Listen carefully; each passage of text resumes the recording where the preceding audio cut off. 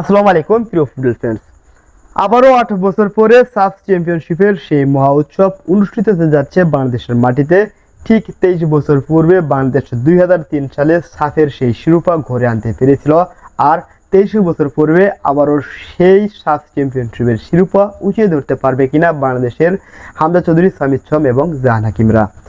সাফ চ্যাম্পিয়ন 2027-এর শিরোপা বাংলাদেশে ঘরে তুলে আনতে পারবে কিনা সেই বিষয়টা আপনাদের সামনে ব্যাখ্যা বিশ্লেষণ করব, এবং 2027 সালের সেই সাফ চ্যাম্পিয়নশিপের মাধ্যমে বাংলাদেশ ফিফা র্যাঙ্কিংয়ের ব্যাপক একটি উন্নতি আসতে পারে।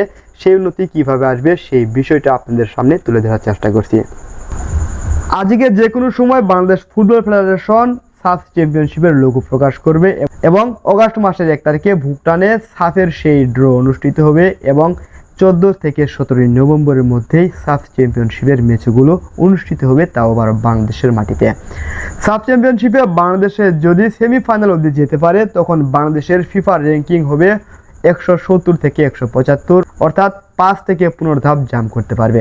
তাছাড়া বাংলাদেশে যদি সাফ চ্যাম্পিয়নশিপের ফাইনাল অবধি যেতে পারে তাহলে বাংলাদেশ 15 থেকে 25 ধাপ ফিফা র্যাঙ্কিংয়ের উন্নতি করতে পারবে, তখন বাংলাদেশ 160 থেকে 170-এ অবস্থান করবে। এছাড়াও বাংলাদেশে যদি সাফ চ্যাম্পিয়নশিপের সেই শিরোপা জয়লাভ করতে পারে, অর্থাৎ চ্যাম্পিয়ন হতে পারে, তখন বাংলাদেশ 25 থেকে 14 পর্যন্ত তাদের এই ফিফা র্যাঙ্কিং জাম্প করতে পারবে।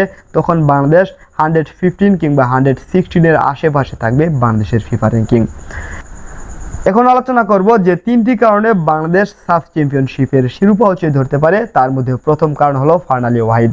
ফারহান আলী ওয়াহিদের পাসপোর্ট অলরেডি প্রস্তুত হয়ে গেছে, আর ফারহান আলী ওয়াহিদ যদি সাফ চ্যাম্পিয়নশিপে বাংলাদেশের হয়ে খেলেন তখন অবশ্যই বাংলাদেশ চ্যাম্পিয়ন হবে।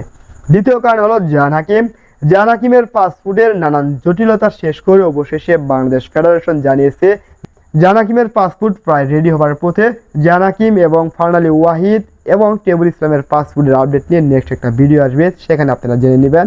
বর্তমানে জাহান হাকিম যদি বাংলাদেশে আসে, বাংলাদেশের দীর্ঘদিনের সেই গুলের অভাব কেটে যাবে, তখন বাংলাদেশ অনায়াসে এই সাফে চ্যাম্পিয়নশিপ হবে। তৃতীয় কারণ হলো টেবুল ইসলাম।